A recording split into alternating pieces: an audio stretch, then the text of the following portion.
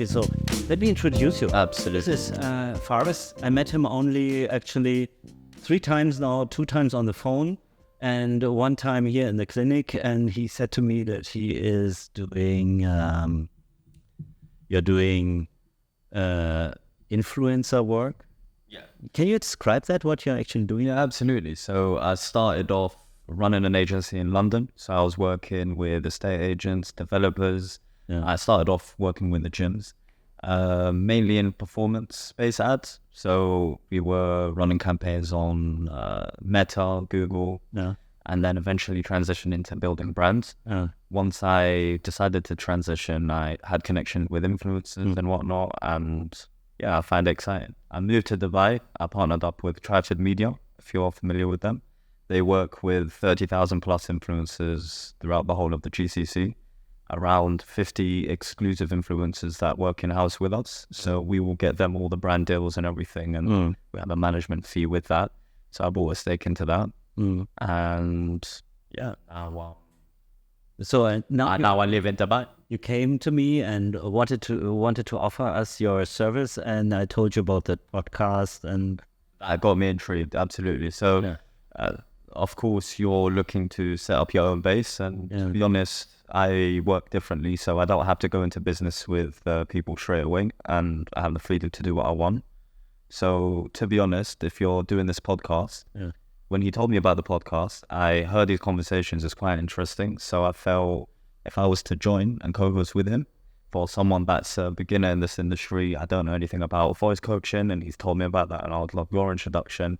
And for yourself, being an experienced doctor yourself and having this vast success and being based here and eventually expanding all over, your technical side, I would love to come from a layman's term, ask you specific questions so that it can be related to people. And then eventually I can get this content and maybe split it up, dice it up into good bits. All right. So now let me introduce you to our guest. Yeah. Lisa Hugo. I know Lisa for many years, and I read about you on your website that you have more than 20 years of experience in voice coaching. And also you are very experienced with voice problems because you come from the music background. You're a singer-songwriter and singer, yeah? Exactly. And you found your way into this coaching by your own, let's say, or you had a voice problem yourself. And after that, you went to New York to have a special education about the voice, correct? I did it online, actually. Sorry. But no, you've got your facts very straight there. So my whole background is in performing arts. I studied musical theatre and traveled the world as a singer-songwriter for a big percentage of my career. And on the side, I was always coaching voices as well. So where I studied, they asked me to go back and start coaching the new intakes on voice back in the industry, in the institute where I learned. Yeah. And then, I was on the road. I was actually in Germany, and I ended up with a vocal problem myself. You speak fluent German. Ich spreche Deutsch. Nice. Yeah, and that's when it just hit home for me that even though I'd done all this training myself in my career, nobody had really taught me enough about how to protect my voice and use it more effectively. I didn't really, even though I'd studied it, I didn't really understand it. And I wanted to be able to make sure that nobody else that I worked with would ever encounter the problem that I encountered. So therefore, I did a lot of research and did a lot more study, and then was mostly working with singers from there on until I came to Dubai. It's such a diverse community here, and you've got a lot of multicultural barriers also when it comes to speaking. And I started to get more and more inquiries for people wanting to speak better, to present better, to be better on stage. And now that's predominantly what I do. That's also how we met, actually. I had the patients with voice problems.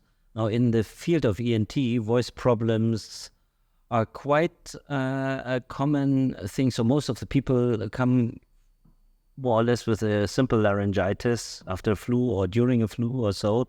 They have this temporary hoarseness. But also some people have a longer hoarseness. If you have a hoarseness for longer than 2 weeks, for example, you should really assess this. And the ENT is the only specialist who can actually make the pre-assessment. But once you've done... What is the ENT? Yeah, because we can look into the... About what does the acronym mean? Ear, nose, throat. Ear, nose, throat. Okay, good, yes. No, I actually didn't know. Yeah, sure.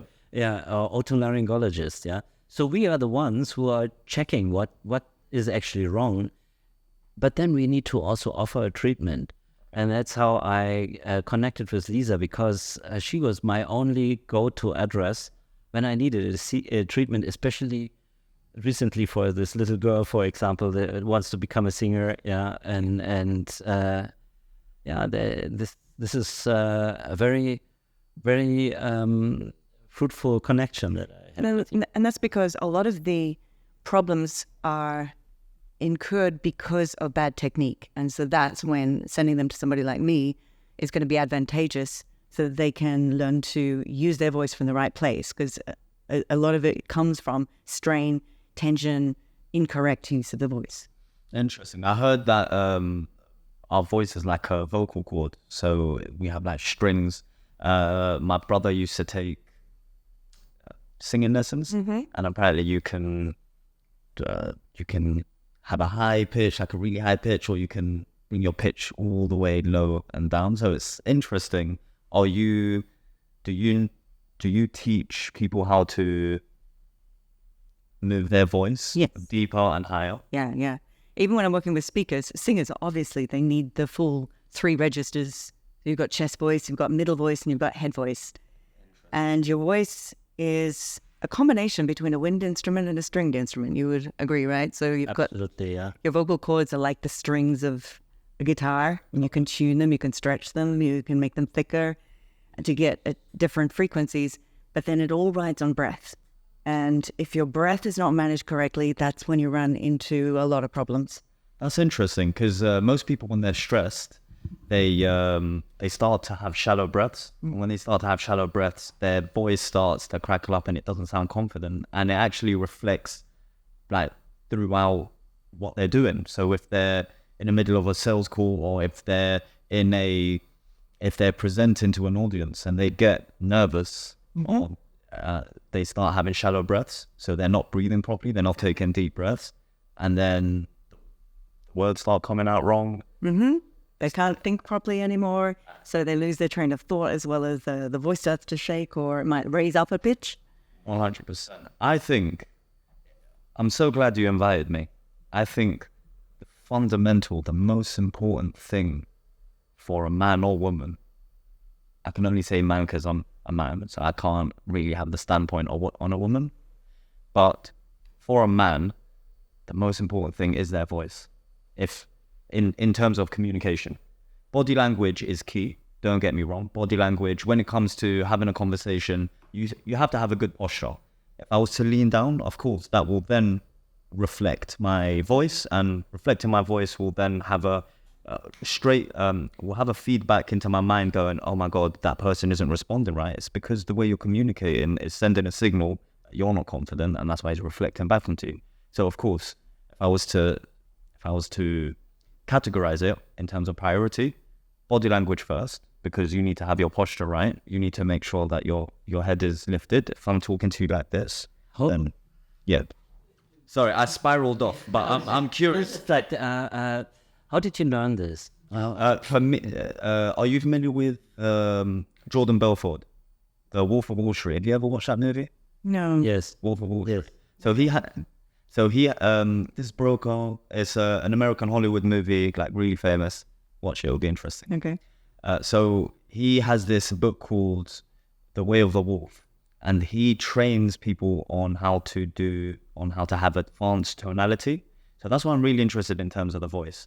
So in terms of sales, it's really important to. A lot of people think it's about the words that you say, when really and truly it's flipped on its head. How you say it. It's how you say it. So how you say it, it goes back to your body language. So if I sit straight and I'm talking to you like this, it sends signals to my mind, and then all of a sudden I feel a lot more confident. If my body language, if my body is good, now it's all set. my voice starts to reflect it. And if I was to say, "Oh, hey, Lisa, are you okay? Oh my God, it's really nice to meet you." Even though I'm saying the right words, to you already, it's like, "Oh, this person's shy and this and that," but it's just literally the words. So I know I'm talking a lot, forgive me, but I'm sharing this with you because I'm into it and I want to learn. Like, I want to go deep. Can I ask you to go a little bit closer to the, just a little bit to you, to go a little bit? Sure.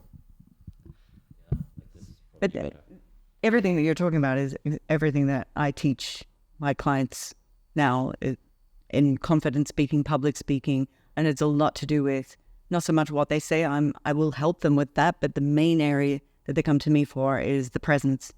Interesting. The voice, the way you can use a stage, the way you use your hands, your gestures, the way you keep your eye contact. So you cover everything, not just a voice. Yeah. She's actually also, I wanted to, I totally forgot to introduce this. Actually, you're actually a speaking coach as well, not only a voice, that makes speaking coach. This is your basically your final or the pinnacle of your skills.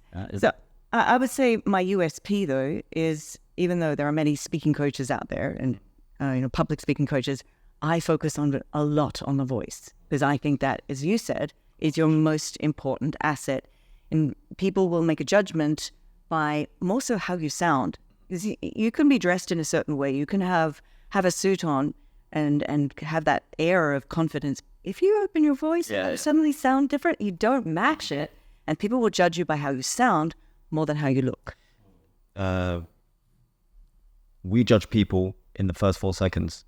And I've read it in multiple books, and they were saying that it's just in our nature subconsciously. When we see someone, we get an impression straight away. Even though we say, "Oh no, you should never judge a book by its cover," we actually do it automatically, unfortunately.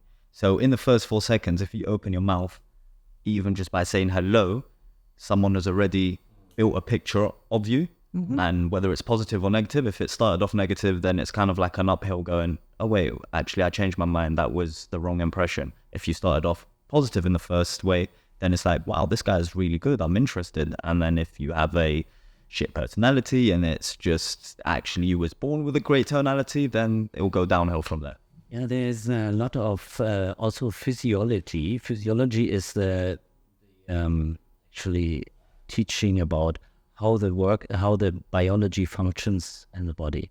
Okay. And we have nerves that are directly coming from the brain, so not from the spinal cord, also directly from the brain, that are wired very directly also to our emotional centers in the brain. Okay. And they are controlling the tension of our vocal cords. So there are muscles that can put the tension higher or lower, and also they control the entire flow, what's happening. So imagine the first time that I understood actually how important your brain and voice connection is was when I observed a political debate in Germany.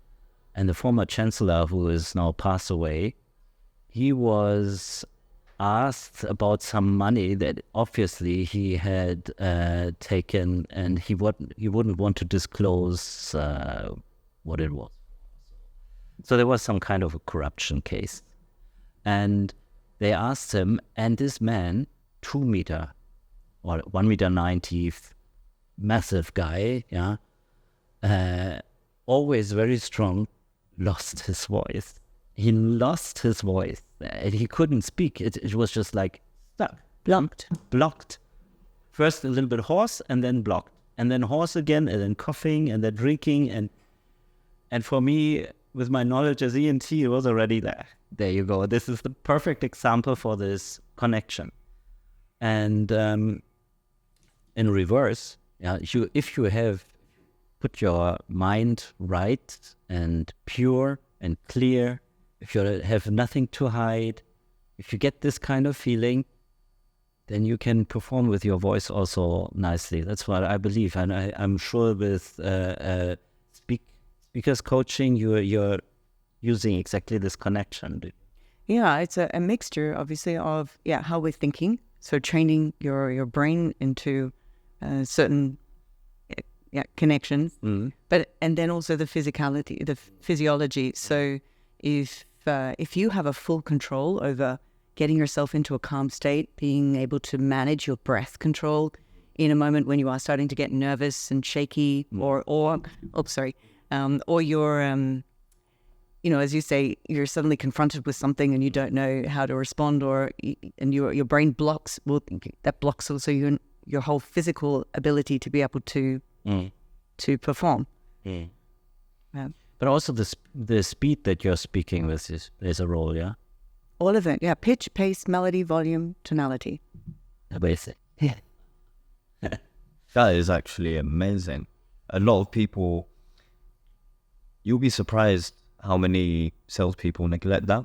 And if there are people that actually took the time to have a voice coach, I think they'll double, triple their sales easily. Because they're always focusing on, let me memorize a script. Oh, it's all about networking. I don't know why that person... It's because your impression isn't right. Why would they... We're emotional beings. If I didn't have the right connection with you in the first instant, I wouldn't want to do business with you later on anyway. There's, like, for example, I'm talking about just real estate brokers. There's like 100,000 of them apparently. How are you going to stand out if in Dubai specifically, or in the UAE, all the rules are like you can't overprice a property, you can't inflate a property, or you can't get below market value properties. If all of them are the same, you're going to stand out. So let's ask Lisa, how are you doing this? How do you get the people where you want them to be with their voice? So coming to what you're saying with sales in particular, that's where if you've got the skill to be able to mirror the person that you're dealing with, then you're going to be able to create a rapport with that person at their level. You can't expect them to come to your level. So if you're very brash and very loud and very sort of aggressive in your tone, and you've got somebody who's softer spoken, then they're not going to match, and they're going to be turned off by your approach. So in answer to your question, how do we do that? Then it's basically learning and listening, learning how to tune your voice. And as we were talking earlier about having the lows in your voice, you can go down low and connecting with that part of your voice. Or when you're excited, you're going to go up higher with your voice, and teaching people those emotional connections, which nobody thinks about until they start working with somebody and they start to assess and evaluate. They can hear it themselves because they've had that feedback. I have two things that are in my mind, and it's really interesting. The first one is, you mentioned breath work twice. What simple exercise that you can share with us today in terms of breath work whenever we want to present well, whenever we want to feel confident in our tonality, to make sure that it's on point?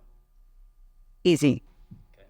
So instead of thinking about how you're breathing in, the first thing I get somebody to do is to exhale, and to exhale on a SH. That's a first. That's amazing. Try it. Okay. Just try it and see where, you took a breath in. Oh, so no breath in. Okay. In. Just use the residual air that you have and feel where that comes from.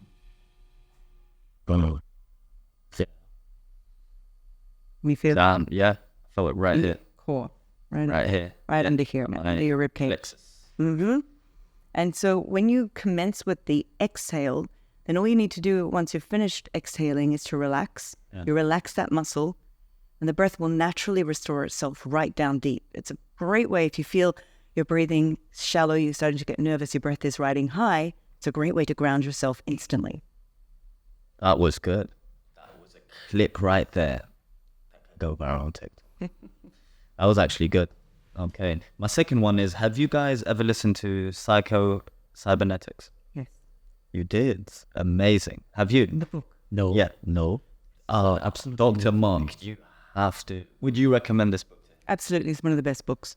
What is it? Best books. And that's why I was going to mention. I think that's what you do then. The fact that you read it and you're saying one of the best books, it all starts with self-image. When your self-image is there, it really helps with how they will come across. If they come across as someone that is weak and no one really likes them, then no matter how you train them with their tonality, they're always either going to sound monotone or they're going to sound like they're rapport seeking and they just want validation from that person.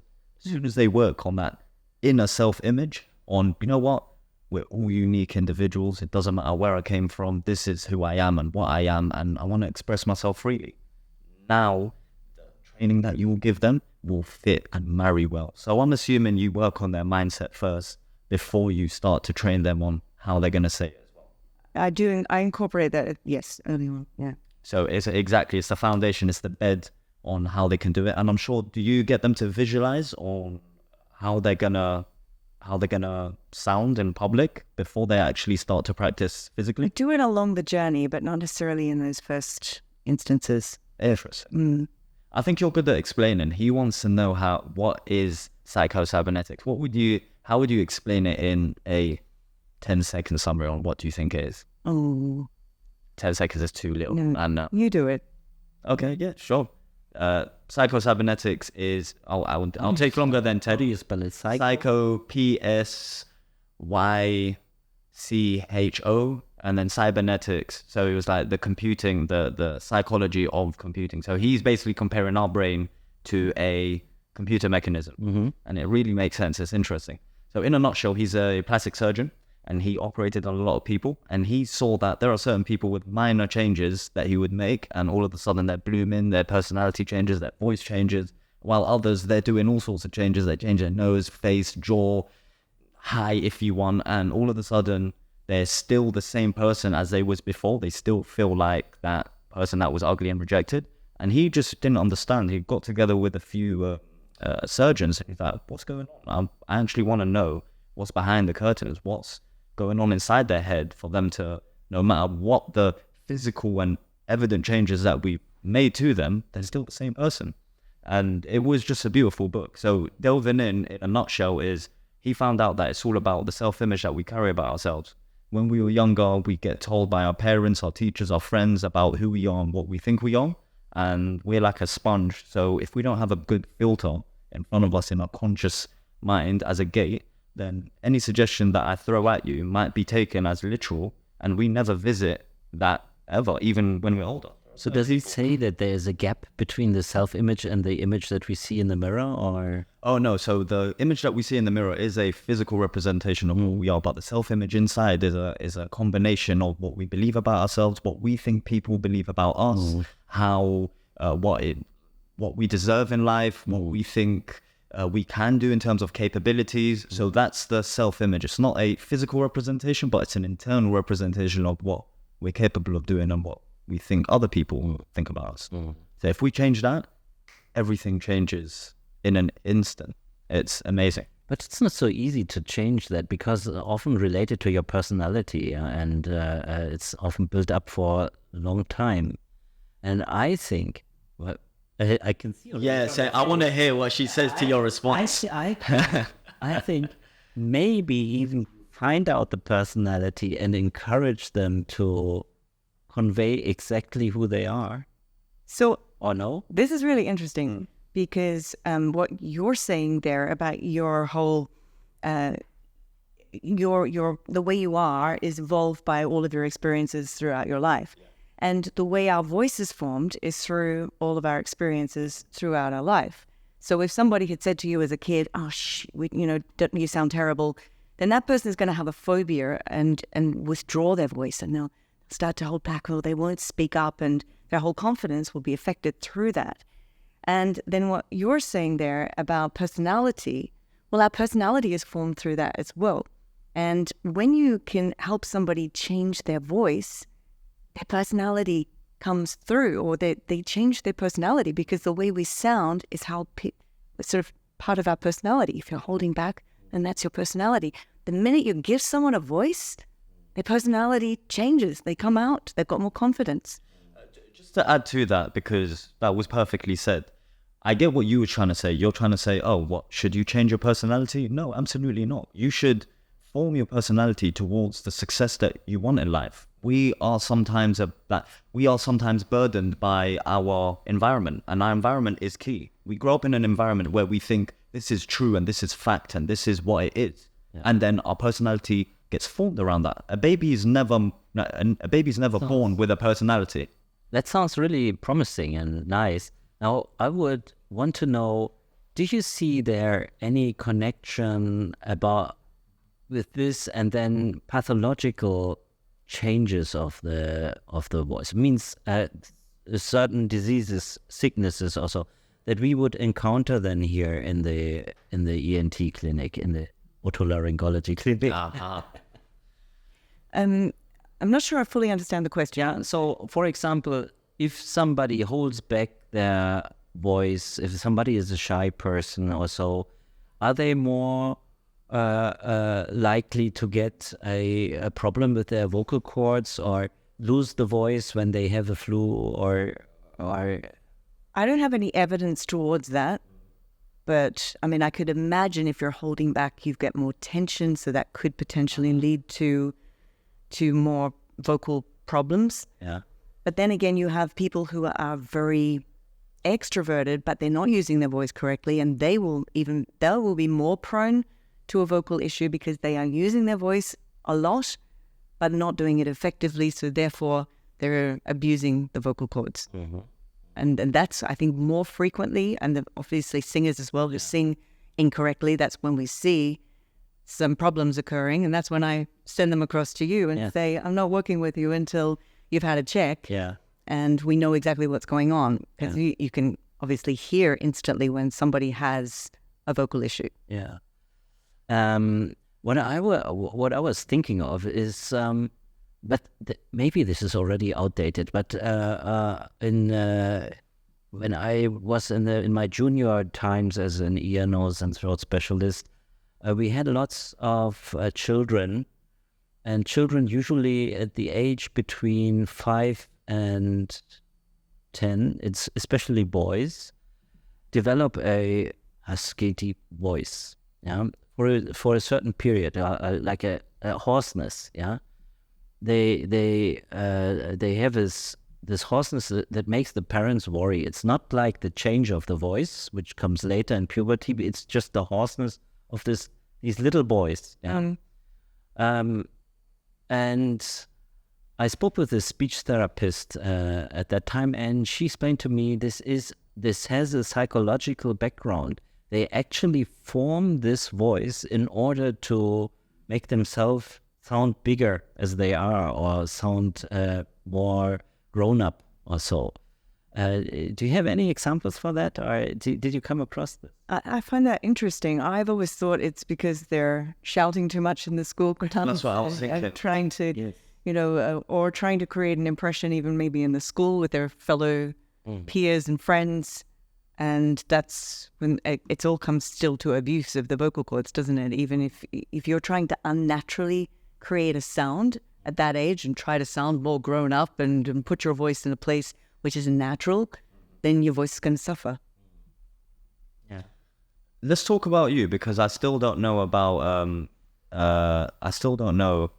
your background. Talk to me about. Yeah, I know you probably spoke about this in the podcast, but so basically, as I said already in the beginning, why I have the connection with Lisa is because I'm also treating people with voice problems from the medical perspective, and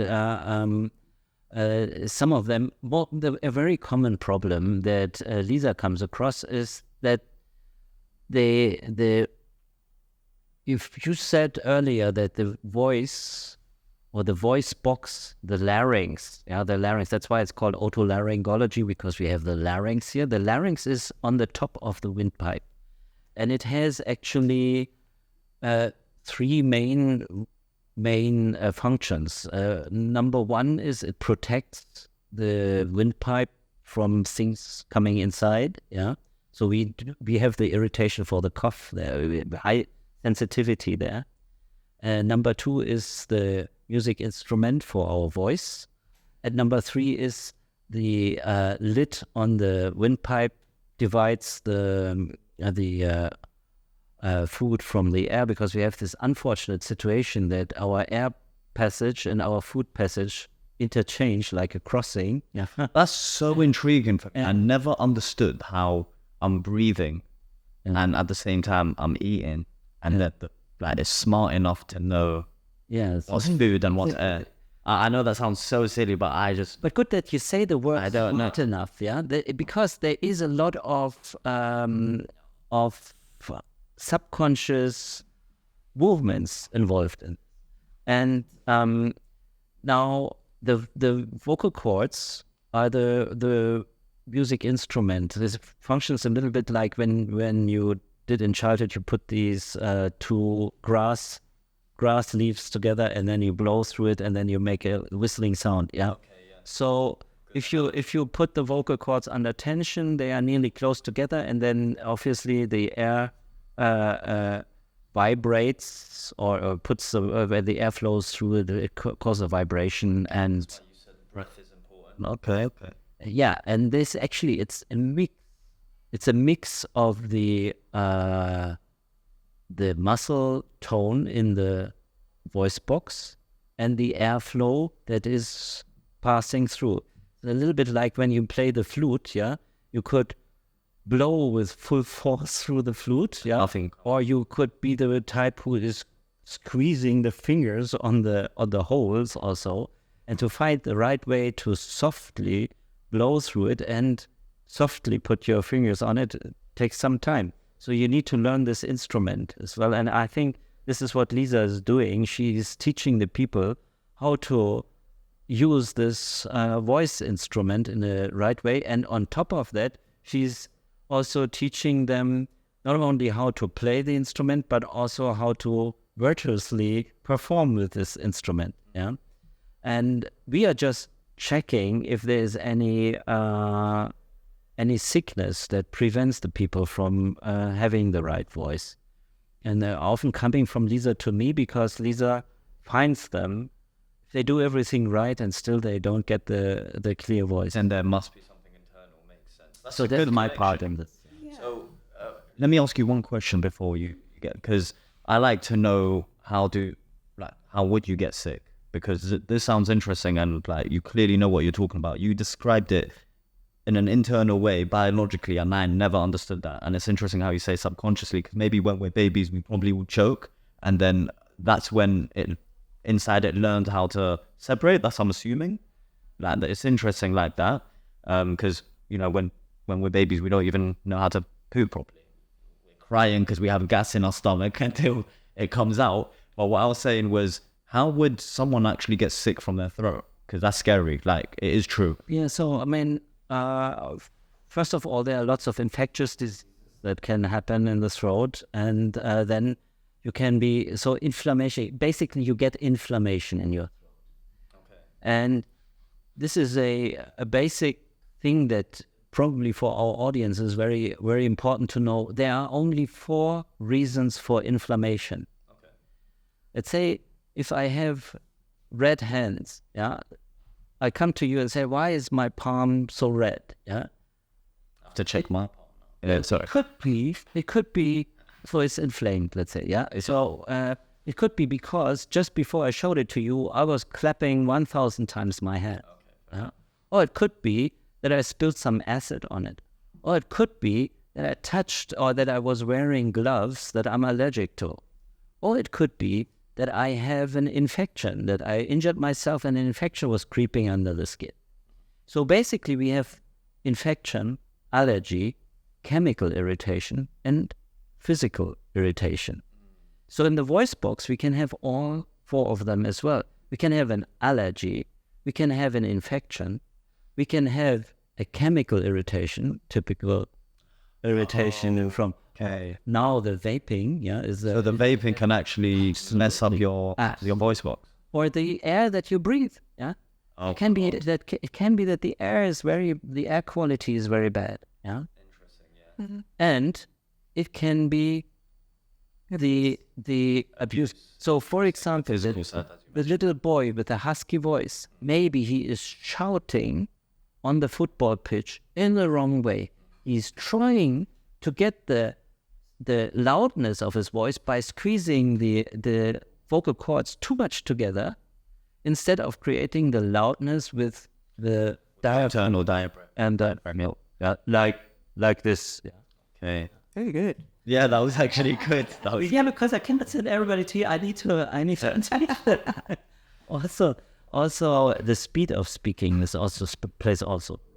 If the children, they like to speak very fast, yeah, and if it's very fast, then it's also more mechanical irritation. If you, however, talk slowly and switch off your mobile phone when you're having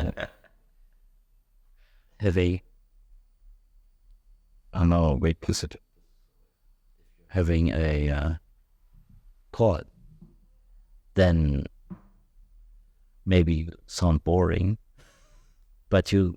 a radio voice sounds good. No. If you do it in the right way, you're like, Yeah, well... hi, my name... This is what you need to learn. Yeah, I think I want to do it as well. But you will definitely not overstretch your vocal cords, because you take enough time for every breath. And there again, it comes back to breathing. And this one thing that I teach people is when you're speaking, you can be in the middle of a sentence, grab a breath and continue on. You don't have to feel like I have to speak to the end of the full stop and then I've already run out of air and then I need a big breath and you do this, which so many people do. So if you can learn to manage your breath with little bits of air all throughout your conversation, it doesn't sound intrusive to what you're saying, and it just allows you to always have energy and strength in your voice as you're speaking in a relaxed way. Well said. That was really good. I was going to say something before I was asking Mark about the 4 that you mentioned, the 4 irritations that can mess up your vocal box. That was a great example, actually, talking about it that way, which is very physical. You can see it. Yeah. And those 4 ways. 4 reasons for inflammation. You're ready for inflammation is not infection. It's just inflammation. 4 reasons for inflammation. Then there is also things which can happen, growths you can get on your vocal cords. They don't really quite fit into those 4 elements, do they? Because then we're talking about it. And it's not inflammation. No, it's an additional interference with the way your vocal cords can work. Yes. But they are more rare. Yeah, of course, there are also more like also autoimmune things also that are also causing inflammation, like rheumatism or so. What rheumatism? Like when you get you can have it in your joints. Yeah. Oh. Commonly in the joint, but you can have it also everywhere in the body. Yeah. So this is really, it's coming up now in this whole aftermath of the COVID time. We have more autoimmune incidents. Okay. COVID voice. Is that real? Do you have it? Did you hear it? No, no. But it was. Oh, so like after you had COVID, the voice didn't really restore itself, and people had lingering problems with the voice. Did you encounter any of those? No, not. Was this? I didn't. Okay, because it was a lot in the news. I read a lot about it. Yeah. No. So I because I mean, during the really acute COVID time, I was not allowed to work. ENTs were shut down. So I didn't see many of these patients. And then later they were normal flu patients for me. Yeah. I wouldn't be able to say anything about that. I remember what I was going to say earlier. And you were talking about the mechanics of the voice and how it naturally, it's a natural function of also blocking out the windpipe. And so if you find your Adam's apple, let's put your fingers there, and then swallow, you feel how it lifts up. So your larynx sits right behind your Adam's apple. Correct me if I'm wrong. Yeah. And so when you swallow, the larynx lifts up, blocks over, along with other muscles in there and the epiglottis, and then that's what's stopping your air from going down. Now, if your larynx rises as you're using your voice, then you're running into problems as well, because you're creating a lift and a tension, which is not natural to the way that we use the voice. And so you'll get a very tight. I felt that, which cause a problem. Yeah, if you can't coordinate this properly, this can be also sometimes a brain function problem. Yeah. So, do you actually also deal with swallowing or disorders? Not really, no. Because that obviously that will be then patients after stroke also who are not able at all anymore to coordinate these complicated movements of the voice box, and then it often happens that they choke because they can't swallow their saliva or their food properly without getting something zipping into the windpipe. Nice. That swallowing function isn't working properly. So How would you help them do that? Because if you're saying it's a psychological effect after the stroke, how would you help them correct that function of the Adam's apple, or I don't know what it's called, going up? This is very, very complicated. There are basically there are certain ways you can hold your head in a certain way that you can guide with the gravity, the food, right direction. So you have to start off like that? With patients who had stroke and have a paralysis of parts of these muscles, it's difficult for them not to choke food. And obviously, if you choke food, and it really, we have this reflex, and if the reflex is still there, to cough up everything that comes into the voice box. As I told you in the beginning, that the voice box is a protective organ as well. If that doesn't work, then it will go in your bronchi and in the lungs. And there is one part that is really odd with the lungs. There is not a good immune system in our lungs. Yeah? So if we get bacterial content into the lungs, it is a severe situation for us. That's why a lung infection usually has to be hospitalized. You cannot treat that from home, and this needs to be avoided. So it's very important for them to be able to swallow. Yeah, if not, at the worst case scenario, they need to be fed through a tube that you put through the nose. Now, to help them regain that, when you have a stroke, it's like you can lose the function in any part of your body, and it's like relearning from a child to use those muscles again, training the brain, the connections, the nerve connections to restore. And so for the voice, you're training them to retrain that connection of the vocal cords to be able to get them moving again, so that will be. And so I thought, you could sing, these people. I have worked with one lady. She had a nerve sever after getting a spinal disc replacement. And they go through the front, and there's always a risk that they might sever the vocal nerve. And in her case, that's exactly what happened. Oh, and we worked together, and she struggled with swallowing as well, because it's all incorporated, as well as losing her voice. And she was an air traffic attendant, flight controller. And so her voice was everything to her. And we got her to a point, her voice will never be the same that it was before, but we got her to the point that she can speak, she can still work, and she's got a strength back in her voice, which is amazing. Yeah, was amazing, actually. I think this is a very satisfying kind of work when you have somebody really lost there without the voice, and you can help them to get the voice back. Yeah, even on a medical sense, that's interesting. Like, not medically, but you guided them through, like, internally as well, not just how they're gonna sound, but the exercises. Mm-hmm. That was interesting. She, in those situations, they get my exercises to do, and on their own as well, with my voice guiding them all the way through, and so they can practice on a daily basis in between seeing me as well. That's interesting. So you two's collaboration could really work because you could understand the internal organs, exactly how it works, which you already have a good foundational understanding of it. And with the help of the doctor, when someone is like in need of a help that is not serious to refer to Dr. Marc, then you can just tell them, hey, use these exercises. If it is actually serious, then Dr. Marc will help straight away. You know the right person to refer to. So from my perspective, I will never know whether it's serious because the only way to find that out is to go in with a consultation. laryngoscopy, stroboscopy, and find that out.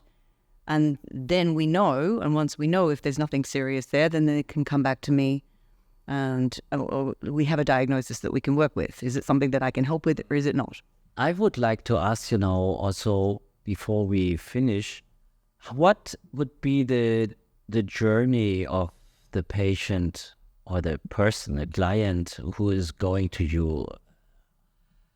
What do they have to expect? They come to you, they make the appointment with you on the phone, and they hear, okay, I want to give it a try, and then what's going to happen? Actually, I work a lot in one-to-many coaching, so I do group sessions and offer some private coaching to certain individuals on the side as well. And if we're talking about public speaking coaching with the voice, Just all the features. So the first thing that we do is we do a voice assessment, and we get them listening to their own voice, find out where are things happening which might be negatively affecting the way that people perceive them, similar to what we were talking about before. And that can be sound of the voice. It could be they're using a habitual pitch instead of an optimum pitch. And then are they umming and ahhing and filling all of the gaps with nonsense sounds or repetitive words which don't contribute to the message? So we're analyzing how they speak. Do they ramble? Do they not pause? Do they not speak in concise sentences? So analysis. And how many days or how many visits or sessions does it take? So I do an 8-week program. So that will be the first session, and understanding more into the mindset coaching side of things. What do you want to get out of this? How do you visualize the end? And then from there, we move into a pitch. So understanding how you can introduce yourself effectively and powerfully. And you'd be amazed at just how limited people, or when you're working with people, that people don't introduce themselves effectively. I'm not doing it very well now myself. No, but I totally agree. Yeah. I also did it very badly on my website, so I need to take that video off. Actually, it's horrible. Yeah. Yeah, and as we say, your first seconds are how people will perceive you. And in a job interview, somebody will say, oh, tell me about yourself. Oh, well, I went to this university and I did this and I studied this, and all the resume, they already have that on paper. You don't say that. They're more interested in, what do you stand for? What's your energy like? And what value can you bring? They're your key aspects. And so we work on pitch, as in your pitch. And then from there, we move into overcoming nervousness, anxiety, mindset coaching on that. Then we move into voice, really diving into understanding your instrument from the inside, how your voice works. Get an understanding of it, because when you know how it works, then you're going to have a better control over the instrument from the inside out. Yeah. Then we learn how to put that into our speaking. How can you play with your voice when you speak? Storytelling. How can you tell stories and make those stories come alive? Craft your stories, and then bring those narratives back into your speech. You let the clients tell you a story. No, it's interesting. Storytelling, as in, if I'm having a conversation, using analogies, using examples, and painting a picture in the person's head. That was really interesting. How would I want you to judge me and Dr. Marc out of 10, and I want pure honesty. If it's no, I know it's honest. I want it. Give us an analysis on what you think our Okay, I'll start with you, Faress. I think you have quite a nice, rich resonance naturally in your voice. So I don't know if you've worked on your voice. definitely work, Right. Okay. And but not like you, not the way that you have your program. It was just literally self-taught. so I can feel, if you put your hand on your chest, I can feel your resonance sits about here. I think it was. Then your voice is going to resound, chest voice here. And yeah, it is a chest or voice. it might be higher, it might be placed up here. But your voice naturally is resonating down towards your chest and your chest cavity. We should be here. No, that's where you control it from. This is like the accelerator pedal for your voice. I've heard so many. I'm glad you're giving me this analysis, and I can't wait to hear his one. I've had so many YouTube videos that I wanted to learn, and I think this will be useful for the audience as well, because there are so many guys that want to learn how to have a deeper voice. Whether they're from 18 all the way up to, I'm seeing 40, 50-year-olds that are like, oh, I wish I can sound deeper so that people can take me more serious. So for me, I never understood the vocal cord until then. And then some people, they were like, practice speaking from your belly, like all the way down here into your like nowhere into your belly button. I'm just like, okay, try. Or speaking from your butt cheeks. Yeah. So that's bull. Okay, I'm glad, because there's a lot of YouTubers that are saying. I think they're not explaining it properly. Okay. Because the essence is it has to start from there. And that's, again, your breath. Okay. And that's going to help you to have a deeper voice when you have more breath control, because a lower voice requires more air because your vocal cords are vibrating slower. Am I right? Yeah. You need to have also resonance body. Yeah. If you have more masses to swing, yeah, you're getting a better sound than you're like a feather. So there's nothing much that vibrates the air. Yeah. So that's when your vocal cords are not connecting fully, and the air is escaping between the vocal cords, creating this airy, fairy voice. It's also a frail voice. Yeah, because actually, with the aging, the vocal cords tend to be not closing anymore. Yeah, and then it gives this old man's voice, this hoarseness that actually, in the ultimate effect, we're losing too much air when you speak, and because the vocal cords don't close, there's more air passing through, and you need to take a breath after every word. You're short of breath. I didn't realize that though, but that's trainable, right? If you continue to train your voice as you age, you can inject volume into the vocal cords.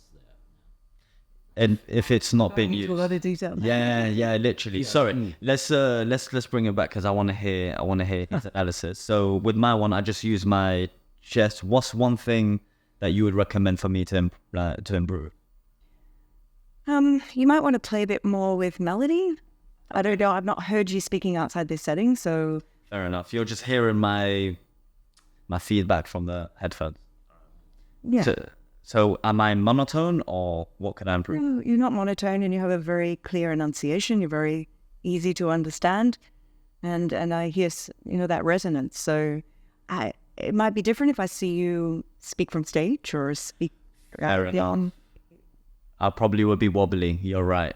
Not necessarily wobbly, but you may not pace yourself the same way that you do in a natural conversation, and that's when people get up on stage and suddenly they don't come across being natural, or.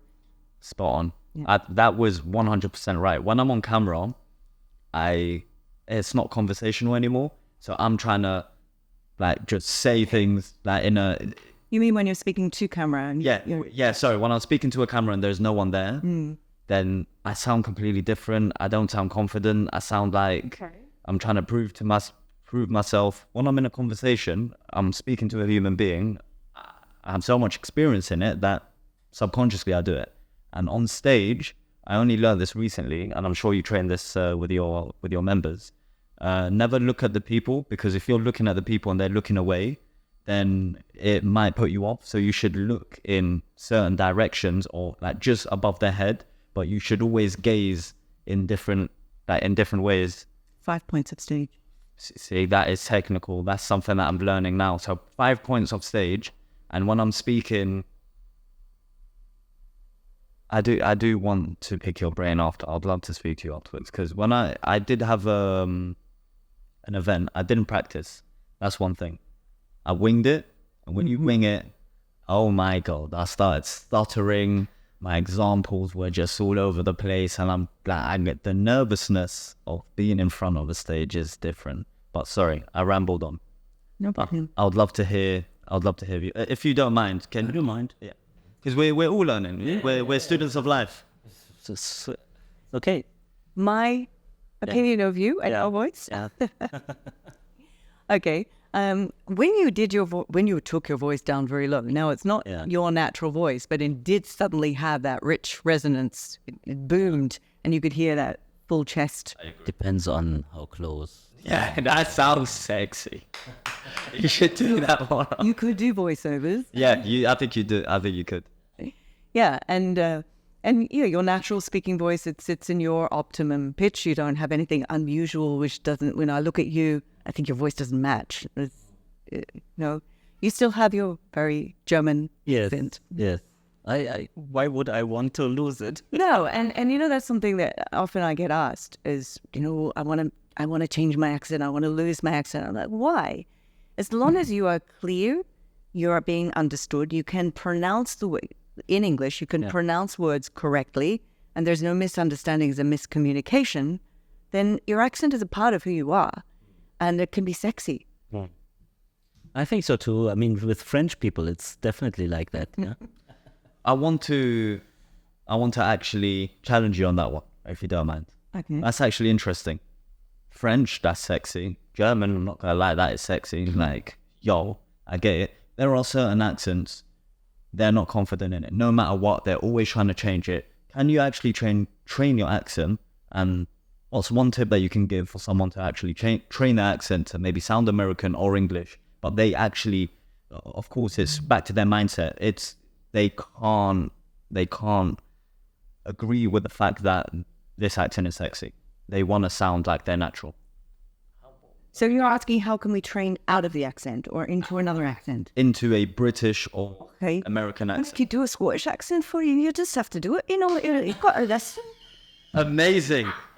Damn, that threw me off. Okay, good. I could be very British. And love that. It's all about listening and mimicking, because we learn to speak from a young age by mimicking. You're going to grow up with a Scottish accent because you grew up with Scots. But we can change it by listening, and that's the whole key to our voice. Mm. That was spot on. That was actually really good. I was giving advice to a friend who wanted to change it. Sorry. But it's actually also a good keyword. We continue again with ear, nose, and throat. The listening, yeah?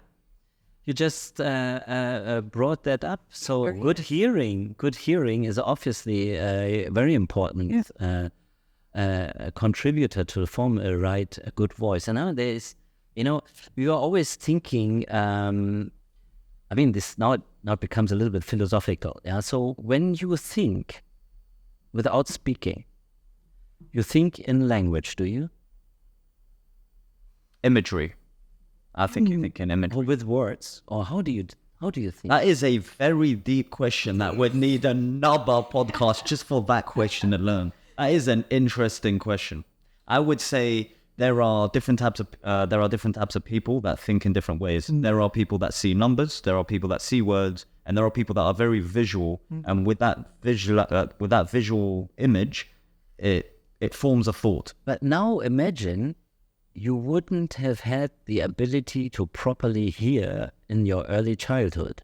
I think that affects your thinking a lot. Absolutely. Yeah, or the way you're thinking. Yes. It affects the way you're thinking, not that you're not intelligent. No, absolutely not. But the way that you form ideas in your mind will be completely different from, I think, someone that can take in information. And if you don't have the option to communicate, for example, with words, you don't have it. You just don't have it. Yeah. How would you plan your vision that you want to bring over? Yeah. How would you do? So again, you said if you don't have words to say. Yeah. For example, you cannot use words. You don't have them. You don't have a voice to speak. Yeah. You don't have a. It would have to be sign language. Yeah. One of the reasons why I brought it up, obviously, is very important that we check infants early enough to provide them with the right hearing aids, or so if they need it, or to work on their better hearing in order to for them to form a clear speech, especially also if you have a little muffled hearing, just a little bit muffled, like you have some wax in the ear or so, it would possibly not be easy for you to develop good consonants, or let's say, for example, the difference between k and g. Yeah. Mm-hmm. Yeah. And grasping or whatever, crispy or crispy. Mm. Yeah. This is just or then p and b, t and d also. Yeah. These different types of consonants which have different frequency profile. I never thought of it like if that. you muffle that out, probably you will develop the language wrongly. Mm-hmm. Possible. Yeah. But now I lost my thread. You know what I wanted to say actually, because of you judging you can judge the style and the speaking abilities of people, but isn't it all also related mainly on how you plan what you want to say? So, because I remember I was first time speaking about, I don't know anymore, it was probably obstructive sleep apnea or so, and I was very nervous, so many academics sitting there judging me and I was focusing mainly on the fact, is it all correct? Yeah, because we are brought up like this. You go to school, everything has to be correct. Mm. The teacher evaluates you, gives you the notes, then you need to pass this exam, and then you need to be correct. I was thinking... That's the German in you. It is. And then, You want to be right. That's good. But later on, I understood, if you do it like this, you will be always a little bit insecure. 100%. Yeah, but if you plan your speech in a completely different way, that you ask yourself, what do I want to transfer to is my mission? Yeah. What is it that I want to convey to the people? Yeah, and just aim for that. Yeah, much easier. Yeah. And that is one of the main reasons why people stand up and they don't do well, is because they're focused, spotlight's on them.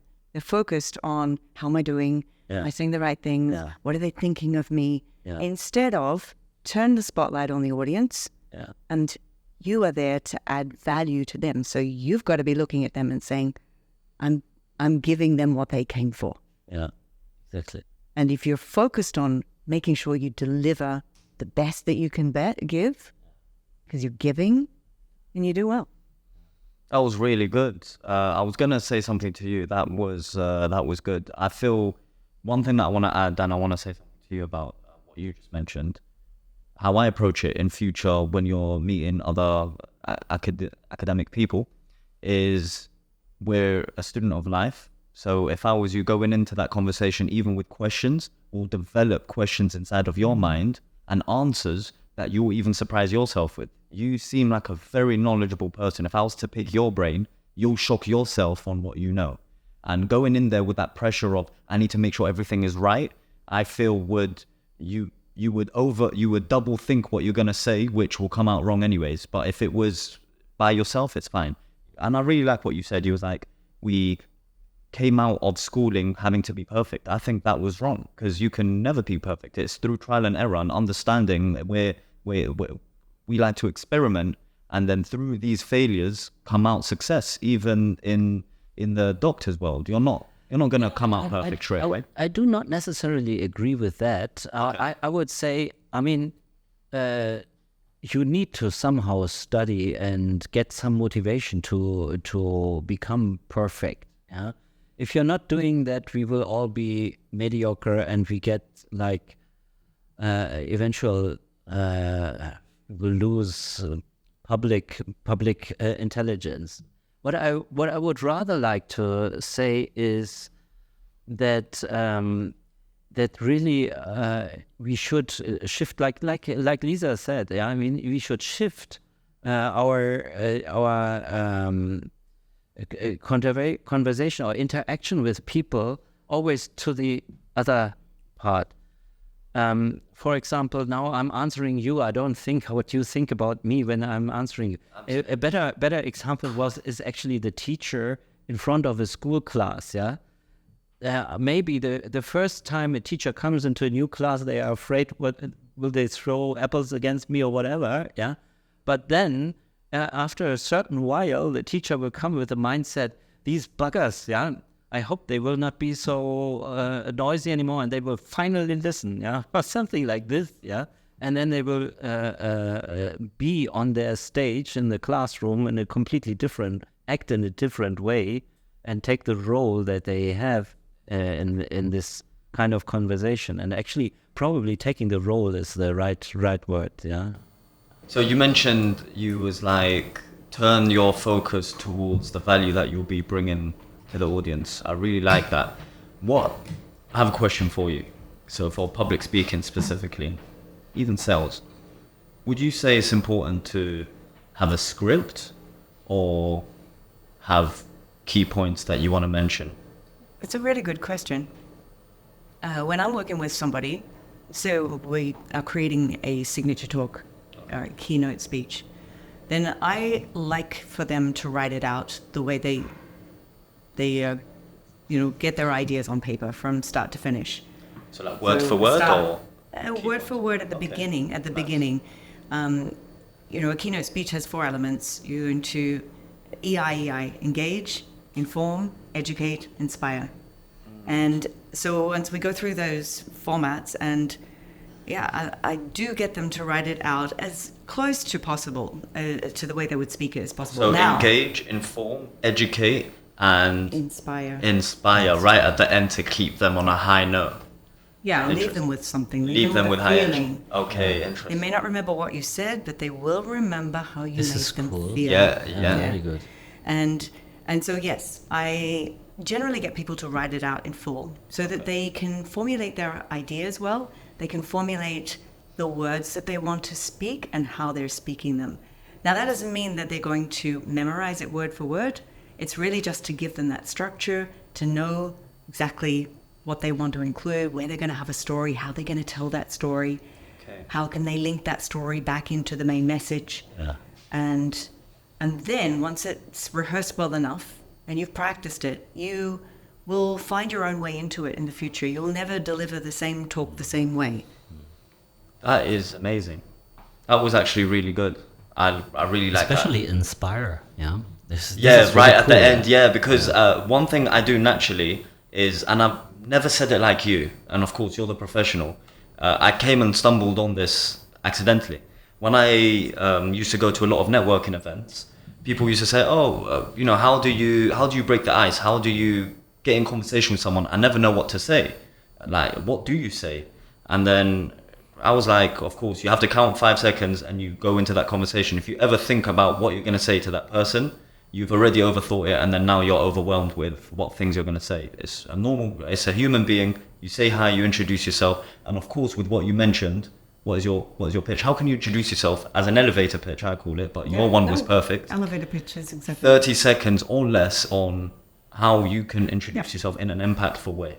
So for me, just after practice, I learned it in my own way, but I definitely want to learn from you. Can you explain what is an elevator pitch? An elevator pitch, let's say me and you, Dr. Marc, we're in a high skyscraper and you're at the top, and me and you get in the elevator at the same time, and then you press ding to the ground level, and then now it's going down. In those few seconds, I should be able to introduce myself to you in an impactful way where you remember me. You go, I like this guy, this is interesting. Yeah. I'm going to take your number, and you know what, we're going to talk after this. Exactly. Which you did. Yeah. Which you did. Because All right, I want to hear your elevator pitch. Oh, okay, on the spot, I'll say, so I'll just be like, hey Lisa, how you doing? You okay? Yeah, I'm good. Yeah, just on the spot. How you doing? You okay? My name is Faress. I come from London, and no, I can't just do it on the spot. It actually comes naturally. You need to be able to do it on the spot. Fine. Hi Lisa, it's a pleasure meeting you. My name is Faress. I come from London. I used to run a marketing agency. I've been running it for a little while now, and now I'm in Dubai working with one of the best brands in the GCC. We work with influencers, celebrities, and want to help people by blowing up their brand. How about yourself? What do you do? My name is Lisa. I work with senior level executives to help them find the full power and potential of their voice so they can speak with confidence, clarity, and in a compelling way. Nice. Where do I sign up? Okay, Mark, your turn. My turn. I'm just a bloody ENT doctor. I like to do surgeries. So you offer value to your patients. So right. You know, my unique selling point is actually really what I like to do is I always like to see patients or people smile. And I like to elevate the emotions of a patient when they come in, to give the additional, how do you call Mehrwert? The cherry on top. No, not the benefit, just the benefit of seeing me. But it's not a pitch, it's just like how I am. What's my unique selling point is I'm always grabbing into it until I have the person there where when they leave, say, was worth coming. That's important to include into though, because that's what you're, as you say, it's what makes you special and gives that extra. Yeah. I think it is important what Lisa's mentioned. If you do have that 30 seconds, Dr. Marc, you're always meeting with a lot of people. And that 30 seconds is crucial when you're crossing by someone and you're like, hey, sorry, what do you do? Yeah, hi, I'm Dr. Marc. I run one of the best ENTs in Healthcare City. And we literally help celebrities, we help artists, musicians. But isn't that this is rather the point for other people to say. For myself, can I say this? Course. I don't know. Absolutely. In 30 seconds, without sounding cheap, I said it because the way you looked at me is like, I wouldn't say it like that. Because it has to come from you. It has to come from where it resonates with you, where you're like, this is the right words that I would use to best present me. Did you see the way she said it? Yes. She was at senior executive levels. Everything was carefully crafted. I need to work on my 30 seconds again. Amazing. There's a lot of learning here today. Wow. Absolutely. I'm glad I invited you, Faress. This is really nice. You made the right choice. I made the right I'm choice. not going to lie. I like your energy as well. I feel that we come from two different worlds. If both of us were young, then we'll just be babbling on. But I think it creates that dynamic of yin yang, as I mentioned. You would know, I played in a rock band. Is it? Yeah. Wow. Yes. Okay. What instrument? Guitar and singing. There we go. I would have never guessed. I need to see a video of you rocking your hair back and forth like. No, we did hard rock, but mainly I earned my money for my first car with music. Yeah. It's actually I played in a cover band. We covered all the hit parade up and down on the countryside. Deutsche Hitparade, yeah. But also English. Well, in Germany? In Germany, yes. Is it? And then I studied actually playing the guitar, and I know how to play flamenco. And do you still play? On and off. Actually, I should. Your next session, I need you to have your guitar ready, and you're just gonna play it for us. I was thinking about this actually when I read that you're a singer-songwriter and singer. Yeah, I was just thinking, you would like the same songs as me, like Cat Stevens. And so. Yeah. Okay. Cool. I like to sing in the car actually when I'm driving. This is nice, especially when I'm alone in the car. I like to sing. For me, it's the showers. When I'm in the shower feeling good, my vocal cords just go really high. Because you've gotten the whole resonance of the shower. Oh yeah. Bouncing off the walls. Yeah. Yeah. Literally, I'll look in the mirror and I'm like. Last night I was driving home from the hospital, and I was listening to this tune from Alphaville, Forever Young. You know that one? Forever young. Yes. Oh, I want to be forever young.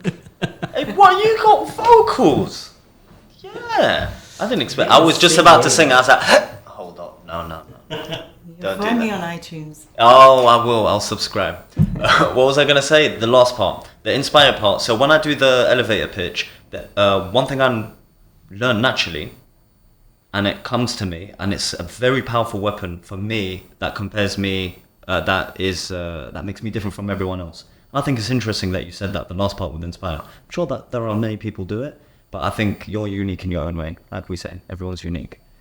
The inspire part is interesting, where if you introduce yourself in the right way and you elevate their emotion, most people are having a bad day, something happened to them, they're in their thoughts thinking about all sorts of things. If you impact them in the right way, where you have that conversation, you're intrigued to what they do, and then you leave them on a high, oh my God, how much of an impact that creates on that person, that they message me after and they're like, wow, it was amazing meeting you on a high note. It was amazing meeting you. Can't wait to meet up again. And I'm like, damn, this can actually apply in so many ways, whether it's friends, whether it's sales, whether it's with your mum and dad, like they're going through things, cousins, whatever it is, just leave that gift of giving them an oomph of emotion. Just forget about all these benefits. I think the best benefit is for yourself. Yeah. Interesting. Why? Yeah, because you're just happy. You know, it just creates the happiness that you need to live. Fair enough. You don't need anything else. And when you're giving, that's what creates happiness. That's exactly it. Because when you, for me, how I do it is genuine intrigue on the other person. If I didn't, people are smart no matter what age. You'll have a 13, 14-year-old kid that will go, I can tell that that's not genuine. Like, it's natural in us. If you genuinely have that interest of, hey, I'm interested in your walk of life. What is it that you do and what's bringing you here? Like, how comes you're here in this time and world right now? Okay, that's interesting. Let me give you an up of inspiration. I'm gonna leave you as that. Every time I do that, I automatically feel happy anyways. I don't expect the happiness, but I do it because I want to see them happy, and we're mirrors. It reflects back to me, and I'm like, oh, I just got a bit of juice. So lovely. Lisa, how do you teach the people to get this inspiration part? Well, it's in relation to whatever they're talking about. For example, I just worked with a couple of people, and they, often your talk will go through a low. You've gone through something tough, and other people can relate to that. So they're sitting there thinking, "Oh, I get that. I've been through that. I really can understand and empathize." And then you start to give the educational. How did I get out of that to get to where I am now? And so you're teaching them along the way and leaving them at the end with some kind of motivation or inspiration. This is how you could do it too. Spot on. I'm so glad you asked her, not me. She's very good at explaining things. That was good. Because I had an example, which I wanted to bring anyway. Yeah, and now you basically outlined already my example. I have this idea that I want to make every patient somehow leave my clinic happier than they are before. Yeah? And there was this patient coming to me with a very advanced cancer, and after surgery, which somehow in the ENT field unfortunately disfigured his face. So with really a desperate situation, and I was just thinking, how can I lift his emotions up, yeah? And it worked exactly in this way. So first I figured out what he actually wanted from me, yeah? And then I understood this person does not want to have a cure. He knows already.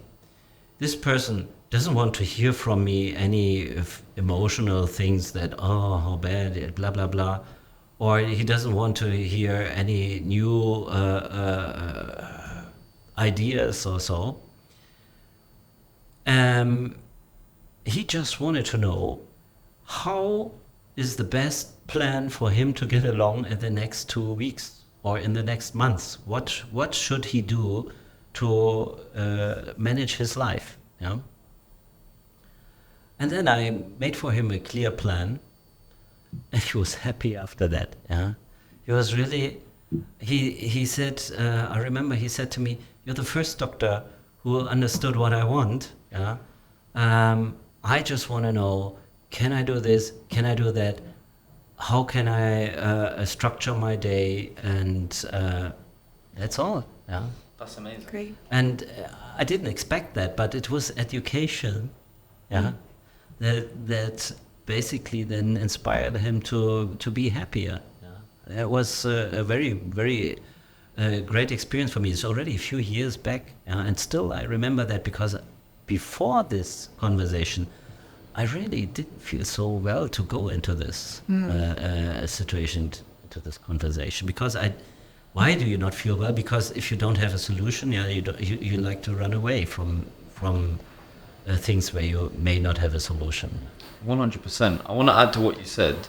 I feel what you mentioned in terms of creating a clear plan, I feel that will help a lot of people, and you'll be surprised. We have a lot of thoughts in our mind, and sometimes the not having a structure actually is what makes us like unhappy or unfulfilled. If you have a structure in your day, then and you're getting things complete, that will naturally make you feel happier. So most of the times when I'm speaking to people that are early in their stage, and I ask them what they want to do or what, and I lay out an actual step-by-step structure on how they can achieve their goals, not in detail the way that you did, and of course you're a specialist, but in terms of, okay, you know what, start your website, start posting on social media, start doing this and this, and like in a structured way, and I'll just send him a text reminding him.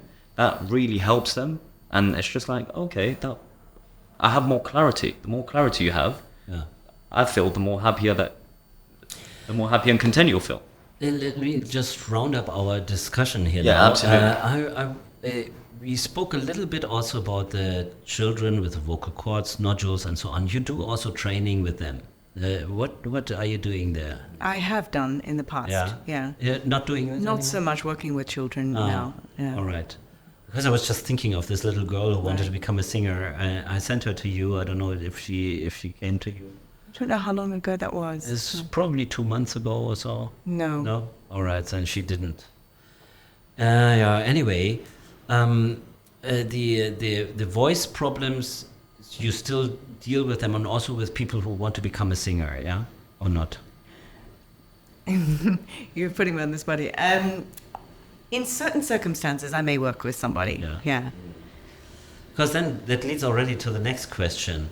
Is it affordable to have you as a voice coach? What is affordable? Yeah. Really depends on the person. Let's say, for example, if you have, well, you said already you don't deal with children anymore, but let's say he wants to be, he wants to perform in a song contest or something like this, or he wants to perform live on stage as a singer. Would it be the same price as if he has a guitar teacher or so, or similar? No way. I think it's clear, if you don't mind me answering for you.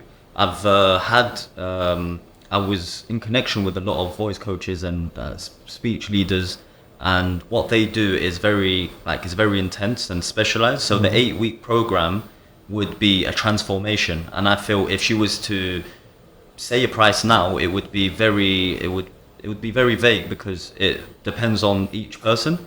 So they would have to go through a consultation with you, understand what their needs are, and then she will prepare them the right package for them. And I think it's more on the high end, because you're speaking with senior executives, thought leaders that are transforming people. So I think, if I'm correct in that. What you're saying there is you get to a point where you say, these are the people I want to work with. Yeah. And you have to make choices. And throughout the past, I was more in a situation I would take on anyone and everyone. But now I've reached a point in my career and where I am and what I want out of my own life, where I have to say no to people. Okay. Powerful. I think that's what I had to learn the hard way, and I'm still going through it. Don't get me wrong. Me too. I'm still going through it, but that is probably one of the most important things that most businesses and most personal brands or coaches go through. Most coaches and consultants, they go through that problem where they try to target everyone, and that actually hinders the quality of work that they could be doing. When Alex Hormozy even mentioned, he was like, it's either you're going to be targeting the rich or you're going to be targeting everyone else. If you target the rich, then you can be working with 5 to 10 people that are more than happy. For example, a millionaire or someone that has $1 million is more than happy to pay you 10 to 20,000, and he wouldn't even think about the cost. While someone that's earning, let's say, £50,000 £100 a year is definitely going to think about that 20k and is going to be on you and making sure that this has a miracle work on them that will transform their life completely. And of course, there are plenty of millionaires, multimillionaires, or even successful executives that can take on that coach. Well, to add to that, sorry, one more thing, does not mean that you could be adding value to people that want to learn. So building your personal brand, I would say, for my final recommendation, you could be teaching them tips and tricks on how they can actually improve their vocal cord and things that they can apply right away. But if they want an intense course, someone like an intense course to transform their whole life, then it would only apply to a select few of people. There we go. That's why I do a podcast as well. My podcast is giving people free information, free tips. No, I read the testimonies on your website, and they are very, very nice to hear. And the people say it was the investment paid off multiple times for them. Yeah? That's good. And not only one testimonial, many of them say that, and that's why I was curious. So we are talking about an investment here. Yeah, it is an investment, and it's what is the value to you?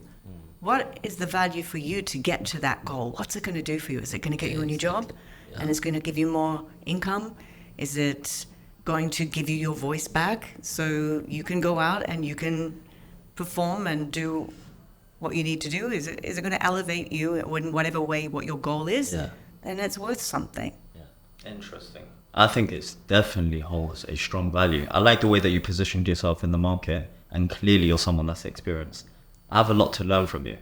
I want to be a coach in the future, but I feel that I still need to take my steps. Maybe you should invest. Maybe you should Why invest not? in and I'll introduce you to people. Why not? Becoming a student of Lisa Hugo. Lisa, it was very nice having you here, and also Faress, Qureshi. Thanks for inviting us. It was very nice to have both of you here, and I hope our recording was all good, and thank you very much. It's been a very varied conversation. Thank you for the opportunity. Thank you, Lisa.